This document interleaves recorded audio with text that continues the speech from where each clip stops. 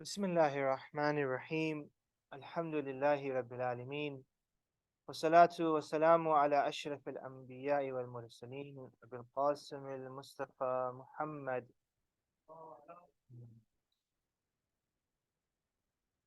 وعلى أهل بيته الطيبين الطاهرين المعصومين المظلومين الذين أذهب الله عنهم الرجس وطهرهم تطهيرا ولعنة الله على أعدائهم من الآن إلى قيام يوم الدين ولا حول ولا قوة إلا بالله العلي العظيم حسبنا الله نعم الوكيل نعم المولى ونعم النصير السلام عليك يا سيدي يا مولاي يا أبا عبد الله وعلى الأرواح التي حلت بفنائك عليك مني سلام الله أبدا ما بقيت وبقي الليل والنهار ولا جعل الله الآخر أهدي مني لزيارتكم. Everyone together. السلام على الحسين وعلى علي بن الحسين وعلى أولاد الحسين وعلى أصحاب الحسين صلوات على محمد وآل محمد. I express my deepest condolences on the Arbaeen of Imam al-Hussain on the 40th day after the slaughter and massacre of Imam Hussain, his companions, his loved ones, his children, his brothers, and his family members. This day of Arbaeen is a very important day. It's a day in which we renew our loyalty to our Imam and we tell the Imam that his message will forever be alive. However, this day of Arbaeen is a bit different. And the reason why it's different is because Arbaeen is a giant step. It's a leap towards the zuhur of our Imam, Imam al-Mahdi, Ajjalallahu ta'ala farajahu sharif.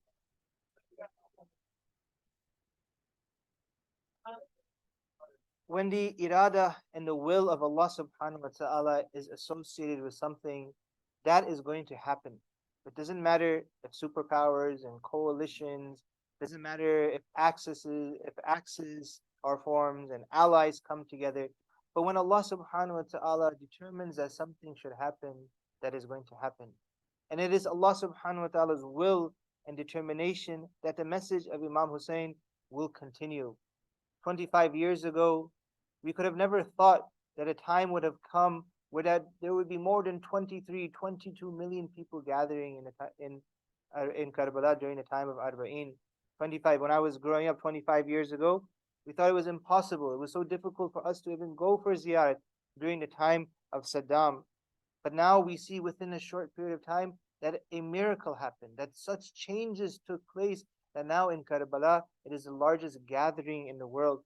Despite all the crimes, the mass killing, the indiscriminate extermination of parts of Iraqi population, we find that no matter what the enemies did, that the light of Imam Hussain is never going to be extinguished.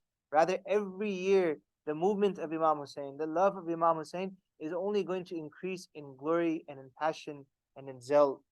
This is the miracle of Imam Hussain. The miracle of Imam Hussain in this century is that a city with such limited capacity is able to host so many millions of people and give them food, give them water, give them drink, give them a place to stay, give them a bed, give them health care, give them medicine. And this is a situation where, in a country which has gone through so much difficulty of insurgency and internal fighting, with Daesh, with threats, with intimidation, that despite all of these things, that what happens? When the irada, when the Mashiach of Allah subhanahu wa ta'ala determines something should happen, then that is going to happen. When we look at what was behind the events of Karbala, Karbala was a desolate place. It was an isolated place. There wasn't any abadi. There wasn't anybody who was living there. During that time, they didn't have technology. They didn't have video cameras. They didn't have recording devices. They didn't have cell phones to go and take pictures. But what is amazing is that in such an isolated place, in such a secluded location, that the message of Imam Hussain has now gone and spread in every single corner of the world. This, subhanAllah, is a miracle. Yazid, what he intended to do was he gave the command to Ibn Ziyad that take Hussein to such a place, take him to such a desolate place where there is no one around, and crush him and destroy him and his family, so that there is no trace of him, nor his father, nor his grandfather, nor his mother. That was the plan that Yazid had given to Ibn Ziyad, who was bent on destroying all traces of Bani Hashim. But what do we see? That completely backfired upon him. Now every single Muslim in the world, and inshallah that day will come where every single human being in this world will know what happened on the 10th of Muharram in 61 after Hijri. Salawatullah Muhammad wa ali Muhammad.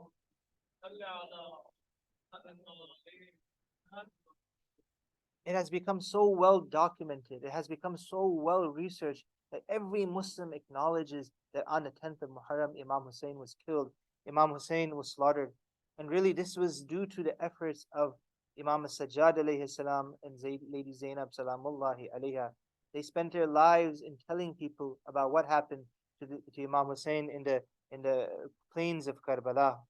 Brothers and sisters, this phenomena of what we're seeing in Arbaeen and Karbala, this is a huge, huge event. When I say that it's a leap towards the zuhur of the Imam, this is not in any form an exaggeration. We're not, making magnifying things and enlarging things, to say that Imam is going to come sooner. No, this zuhur of the Imam is a huge step. It brings us closer to the 12th Imam zuhur. And it's important that we also align ourselves with this.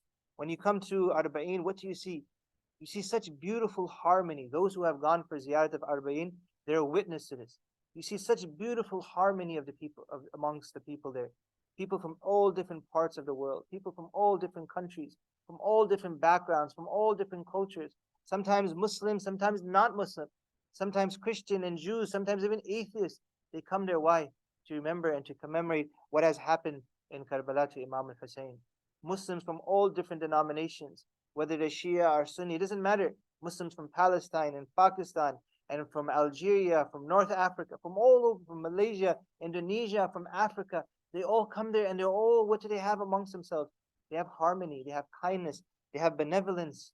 And when they all come there, there's no discrimination. There's no sign that says Arabs only. There's no sign that says Shia only. No. So this is for everybody. You come and you enter the city of Karbala and you become one of the guests of Imam al-Hussein. No one will ask you a question. Are you Shia? Are you Sunni? Are you from this country? Or are you from that country? This harmony which is there, it's a foreshadowing of what's going to happen during the time of Imam al-Mahdi. When Imam al-Mahdi, when he comes, there will be harmony and there will be peace amongst the people. There won't be any conflict. When Imam comes, he will show the truth as it is. People will have no choice except to accept the truth from the Imam. Right now, we're living in such turbulent times where people cannot tell the difference between those things that are self-evident, those things that are clear as day and night. People are in confusion about. When the Imam comes, the truth and falsehood will be so delineated, will be made so clear that people will naturally gravitate towards the truth. Every person during the time of the Imam, even if they choose not to accept the truth, but they choose to stay on their religion of Christianity or Judaism, whatever it may be, they won't be discriminated against. They will have full freedom. There will be no racism. There will be no discrimination based on color, country, or creed. This is a foretelling of how the time is going to be during the zuhur of the Imam. Not only that, what do we see in Arbaeen? We see such altruism. We see such generosity. We see such giving of people. Really, I emphasize, especially the youth, to go towards the ziyarat of Imam Hussein in the days of Arbaeen. They feed you, they take you into their homes, they let you stay there, they wash your clothes, they massage you, they fix your shoes, they do whatever they can. Why? To serve the zuwar of Abi Abdullah al-Hussein. If you go to them and you tell them, I ate already, they say, okay, you come and you rest here. If you don't want to rest, okay, well, here's a charge for your cell phone. Take this charge for your cell phone, so at least I can give you something. I can serve the zawar of Abi Abdullah al-Hussein. They sacrifice whatever little they have for what? For the comfort, for the well-being of the zawar of Abi Abdullah al-Hussein. Today I just saw a video where a lady from Europe, she was a non-Muslim lady. She came and she wasn't wearing proper hijab. An Iraqi lady came and was fixing her hijab nicely. And then she saw that the hijab was, falling off of her head. So she takes off her pin and makes a knot on her scarf and gives a pin to this European lady so that she can wear proper hijab. the level of sacrifice, the level of generosity, the level of hospitality is something which is unmatched. It's something which is unparalleled. When you go to Iraq, when you go to the ziyarat of Imam Hussain on days of Arbaeen, the Iraqi brothers, they make you feel as if you're in your own home. No, they go even one step beyond that. They make you feel more comfortable than you are in your own home. In your own home, who comes and feeds you? Who comes and massages you? You have to ask 4 or 5 times, and then maybe your kids or your wife or your husband will do it. But during the time of Arbaeen of Imam Hussain, what do they do? They're willing, they run to come and serve the Zawar of Abi Abdullah al-Hussein. Really, if you want an experience for your children that will be transformative, take them to the ziyarat of Imam Hussain. Take them especially to the ziyarat of Arbaeen. And then take them when you go there, take them and let them serve the Zawar of Abi Abdullah. Just don't go there and walk from Najaf to Karbala and go there as a guest. No, go there as a servant of the Zawar of Abi Abdullah Hussein. Take them to those mokabs and allow them to serve, allow them to pass out food, allow them to clean, allow them to cook, allow them to do something to serve the cause of Imam Hussein. And you'll see the barakah which comes in their life. There will be this transformation in their lives. You know, one of the most powerful moments that I've had in my life is that when we're walking from Najaf to Karbala. And as we're walking, you know, some feeling, it just sinks into your heart that this movement is my movement, that these people are my people. And we're all millions of people, we're walking towards one goal, towards one objective, and that is the Haram of Imam Hussain. We're all going towards him, we're all aligned with him. And when we see this, what happens? We get this yaqeen inside of us that this is my nation, you know, this identity crisis with so many youth they're suffering from. That identity crisis has become solved there. Because when you go to the ziyarat of Imam Hussain, you realize that this is where my identity is. This is where I belong. This is my people. This is the people who I should serve. This is the people who I should be with. Your person's, you know, sureness of step and their conviction goes up huge when they go for the ziyarat of Abi Abdullah Hussain. So make sure, even if your children are young, especially as Arbaeen is now moving into summer holidays, try to take your children, try to work now so you can invest to take them next year into the ziyarat of Abi Abdullah Hussain. Salawatullah Muhammad wa ali Muhammad.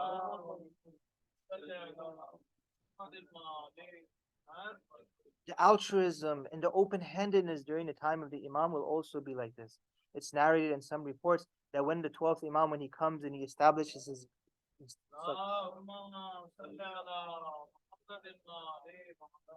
that people will be so generous, people will be able to donate so easily that people will go around looking for individuals to go and help.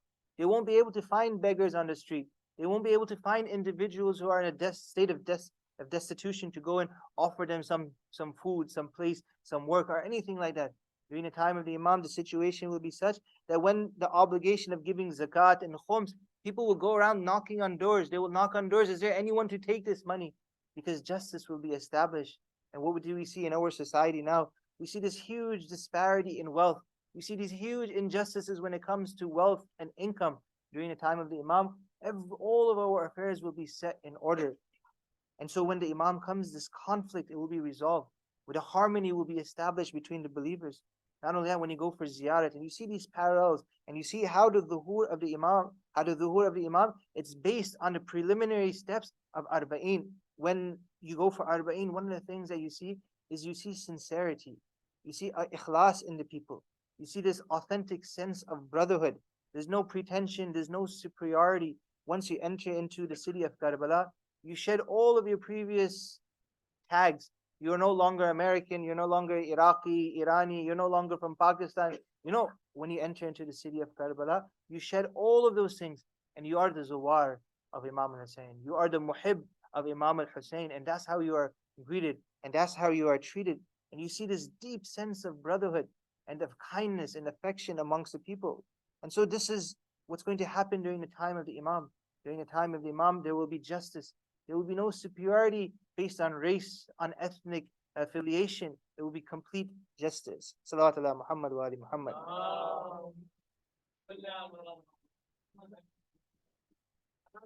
Some of the hadith, they talk about that during the time of the zuhur, that the brotherhood will be so strong and so powerful amongst the believers that you can go into the pocket of another person and take his money and they won't reprimand you. And this is how the situation is going to be. So you can see how the Arbaeen of Imam Hussain is a step closer not only a step, but a leap closer towards the dhuhur of the Imam. So, brothers and sisters, remember this, that the future is bright. Remember that should always be optimistic. We should always be forward facing. We should always be looking forward to the time when the zuhur of the Imam comes. A lot of times we, as lovers of the Ahlul Bayt, we enter into this state of sadness and grief. And of course, there is a lot of sadness, there is a lot of grief, but all of these things, they serve towards a greater purpose, which is the establishment of justice and adala upon the earth. Salawat ala Muhammad wa ali Muhammad.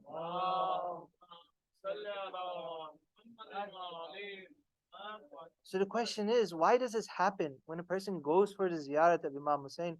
Why do they adopt these qualities? The reason is because these are the natural effects.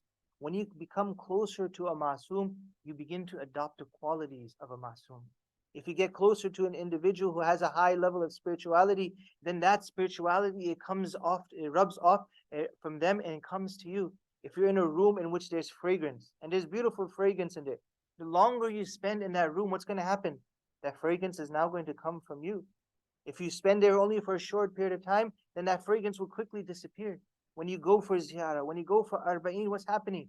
You're getting closer to the Imam. So naturally, when you get closer to the Imam, then those qualities and those attributes of the Imam, they will also be seen in your characteristic, in your personality. So we ask Allah subhanahu wa ta'ala, and we pray to Allah subhanahu wa ta'ala that He hastens the dhuhur of our master, our savior, Imam al-Mahdi, Ajjallahu ta'ala Farajuhu Sharif.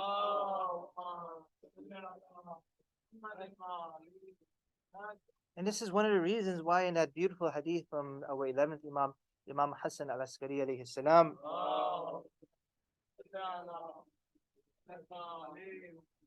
he mentions the alamat, the symbols and the signs of a believer. And it's important because this hadith is from Imam al-Askari.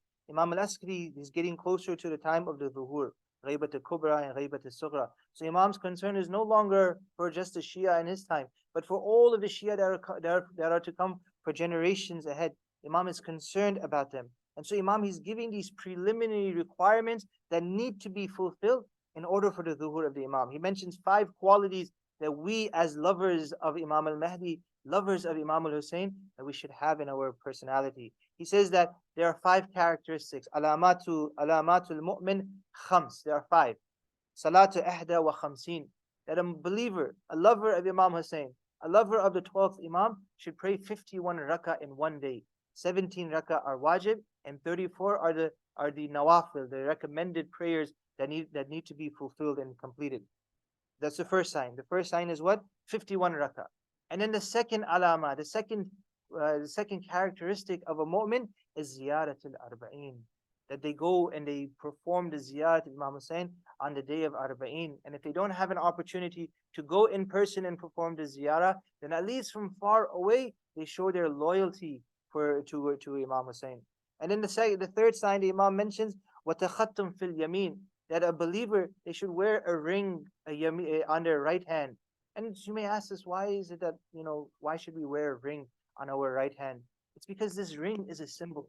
Whenever we see this ring, we get reminded about Allah subhanahu wa ta'ala. Especially in this day and age, where we constantly get distracted. Our mind goes here and there. But when we look at that ring, we are reminded of our purpose. We are reminded of our identity. We are reminded whether we should be doing what we're doing or whether we're not supposed to be doing what we're supposed to be doing. We're constantly being reminded of Allah subhanahu wa ta'ala, and that increases our level of piety and level of awareness of Allah subhanahu wa ta'ala. وَتَعْفِيرُ الْجَبِينَ, and the fourth symbol is that a person, when they do sajda, they should do sajda on the turba of Abi Abdullah al-Hussain. And the last one the Imam mentions, وَالْجَهْرُ بِسْمِ اللَّهِ الرَّحْمَنِ الرَّحِيمِ, that in salat, when you recite the salat, then make sure that you recite Bismillahir Rahmanir Rahim, you recite it with a loud voice. Salawat ala Muhammad wa ali Muhammad.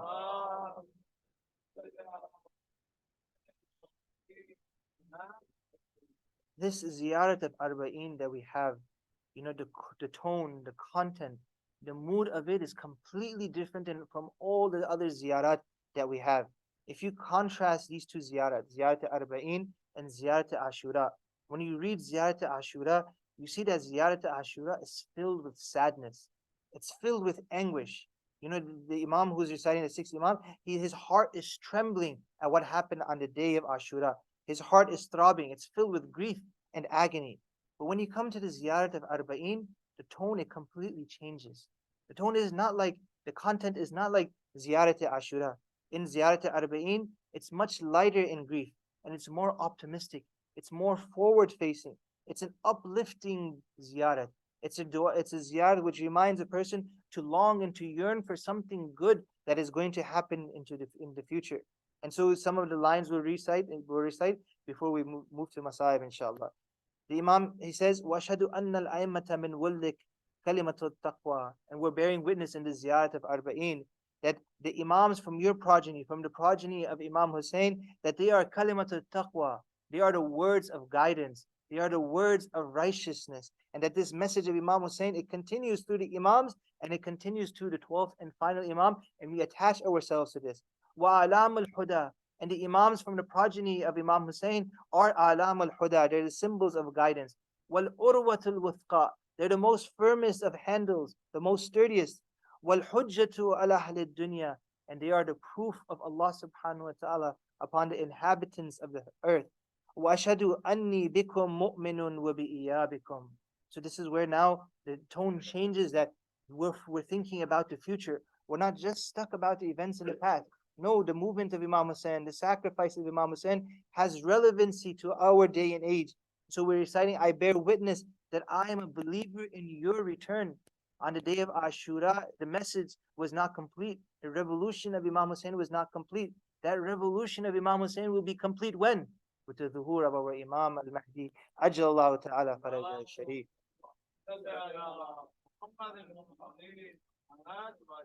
The Imam says, فَمَعَكُمْ مَعَكُمْ. We may repeat the sentence twice. We are with you, we are with you. لَا مَعَ عَدُوِّكُمْ. And we are not with your enemies. So brothers and sisters, the ziyarat of Arbaeen, it's important. Why is it important? Because it connects Imam Hussain to who?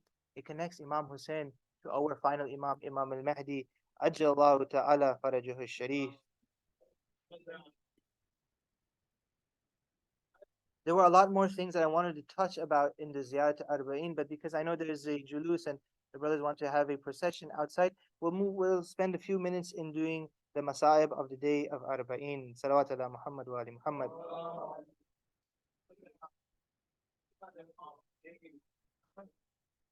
It is reported that on the day of Arbaeen, that one of the companions of the Prophet by the name of Jabir ibn Abdullah al-Ansari, he comes to the Ziyarat of Imam Hussain. And this companion of the Prophet, this companion of the Ahlul Bayt alayhim salam, by this time he's very aged. He's become very old. He comes with one of his helpers, one of his aides by the name of Atiyah. And Atiyah is holding his hand and walking towards the city of Karbala. Not even the city. This happened the same year, walking to that area which was called Karbala. You know, a person thinks that, how was there such a time in history where Karbala was desolate, where Karbala was an isolated place? And when we see what Karbala is now, when we think about 61 after Hijri, there's nobody there. It's a place which is complete quiet, and there's complete silence which is there. This magnificence and this glory that we see in Karbala. There was a time when there were only two Zuwar, Jabir ibn Abdullah al-Ansari and Atiyah. And this was the first Arbaeen which was there. And they came from Kufa making their way towards Karbala. As they're walking towards the city, as they're walking towards Karbala, they go to the Euphrates. Jabir ibn Abdullah Ansari, he goes and he does a ghusl in the Euphrates. And after he does ghusl, at this time he's blind, so he can't see. So he asks Atiyah, Atiyah, take me to the grave of my Mawla, to my master Imam al-Hussain. And so Atiyah holds his hand and they walk towards the grave of Imam Hussain. When they come to the grave, Jabir, he throws himself onto the grave of Imam Hussain and he faints. He faints because he cannot bear and tolerate what has happened on the day of Ashura. Atiyah, he narrates that he takes some water and he splashes it on the face of Jabir. When he gets up, he says, Ya Hussain, Ya Hussain, Ya Hussain. Then he takes the sand of Imam Hussain, he takes some of the soil from the grave of Imam Hussain and he puts it on his head and he begins to cry and wail out loud, Habibun la yujibu Habiba. Why is it that my beloved is not answering my Habib? Why is it that my Imam is not answering my salams? He says, I'm an old servant who came from very far away to come to your ziyarat. But I say to you, Jabir, Jabir, how can the Imam answer you? Oh, Jabir, don't you know that the head of the Imam was severed from his body?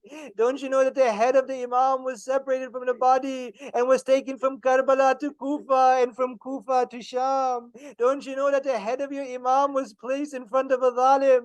Don't you know that the head of the Imam was hit by a stick? On Arbaeen, another caravan comes to Karbala. But who is this? Who is this caravan?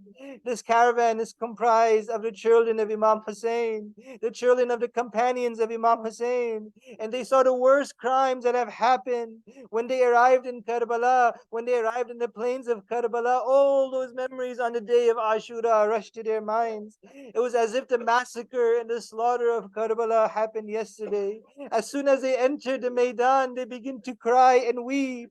The widows, the orphans, they cry and weep. In Kafan, when they were leaving Karbala, going from Karbala to Kufa and from Kufa to Sham, the soldiers were so wicked that whenever the children or the women would cry, they would beat them, they would hit them, they would take their spears and poke them. But now this caravan is finally able to come back to Karbala, and they're able to cry as much as they want. The elder of the caravan, who is it, is Lady Zainab. These Masai were so difficult for Zainab that almost 1.5 years after Karbala, she left this world. When she comes to the graveside of Imam Hussain, she wanted to say what has happened to her.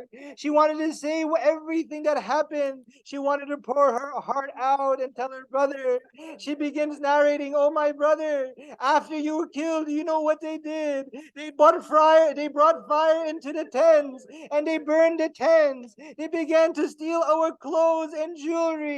She told them about Kufa and Sham. She tells them how they were chained and paraded through the streets. She tells them how their hijabs were taken off. She goes one after another. She mentions the crimes that happened to Ahl Bayt. But she tells Imam, oh, my brother, oh, my Imam, do not ask about your daughter Sakina. Do not ask us why she's not amongst us here in Karbala. But my brother, what I will tell you, your head was in her lap when she left this world. She was thinking of you. When Imam Sajjad was asked that where is the Ashaddu Masa'ib, where is the most difficult Masa'ib? The most difficult Masa'ib for Ahl Haram was in Sham, Asham, Asham. Come to the prison of Sham. There is a young daughter who has lost her father. There is a girl who has become an orphan. Her father was killed in such a brutal manner. Sakina not only saw this, but she had to watch the killing of her uncles, her brothers. She lost her younger brother Ali Asghar on the eve, on the night of Ashura, on the Sham-e Ghariban, when they finally bring water.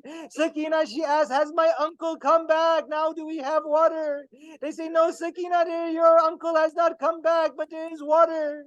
Sakina says, why did you come and bring it to me? They say, oh, Sakina, you're the youngest one here. Sakina cries and says, no, there's someone who is younger than me. There's someone who is more thirsty than me. My brother Ali Asghar is younger than me. He's more thirsty. Sakina is in the dungeons of Karbala, in the dungeons of Kufa. She cannot stand. She cannot speak. She's becoming weaker and weaker. One night in the prison of Sham, Sakina is crying and crying, and they place her in the worst prison, in the worst parts of the city of Kufa, in the city of Sham.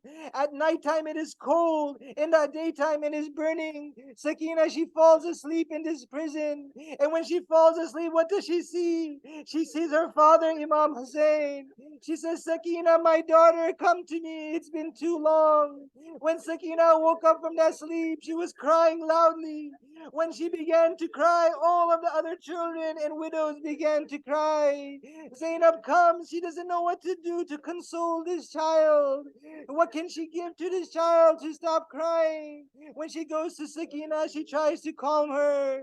The whole trip, Sakina was tolerating the pain, going from Kufa to Karbala, from Karbala to Sham. But in that prison of Sham, Sakina was not stopping her crying. When the news reached the palace of Yazid, that the young daughter of Imam Hussain is crying and she's asking for the head of her father. They bring the head of Imam Hussain to Sakina. Sakina looks at the head of her father. She's startled. She doesn't know what is this in front of her. She turns to the head. Are you truly my father? This head resembles my father so much, yet it is so different. Sakina wipes the tears from her face. She takes the head of her father and she begins to kiss the cheeks of her father. She takes the blood off of the face of Imam. And then with those tiny hands, she cleans the face. With her small hand, she begins to rub the head of her father and comb the beard, the blood-drenched beard. She cries out, Ya abata, man alladhi qadhabaka bidamaik. Oh my father, Ya Baba, who has made your beard red with your blood? Who has done this to you? Oh my father, why is your face soaked in your blood? This face I used to hold and kiss. Ya abata, man alladhi qata'a waridak. Oh my father, who has come and cut the veins off of your neck? Who has detached your head from your body? Who has separated your head from your body? Ya abata, man alladhi aitamani ala sighrini. Who has made me an orphan at such a young age? What have I done wrong that they have taken you away from me? Zainab is observing this. The whole night, Sakina is crying. Finally, Sakina, she goes to sleep. Zainab raises her hand. She does shukr to Allah. But this is a sleep. This is a sleep in which Sakina is not getting up from. This is a sleep of departure. Sakina has left this world. Sakina is lying on the ground, clinging to the head of Imam Hussain. There is no more noise coming from Sakina. Imam Sajjad comes to Sakina's body. He places his hand on her body. He's like, his heart is broken because this is his younger sister. He cries at the oppression and says, Inna lillahi wa inna ilayhi raji'un. When the Ahl Haram, when they're leaving Sham, Zainab asks Imam Sajjad, Oh Imam, I ask you to fulfill my one request. Allow me to go back to the dungeon. Allow me to go to the grave of Sakina. Zainab comes to the grave of Sakina. Oh Sakina, how much you wanted to go back to Medina? Sakina, how much you wanted to go to Najaf? How much you wanted to go to Karbala? We are now going back. But Sakina, where are you? What will I say to my mother when I come back without her daughter? What will I say to my grandfather? What will I say to my brother Imam Hussain that I buried his amanat in the ruins of Sham? ألا لعنة الله على قوم الظالمين والسيادة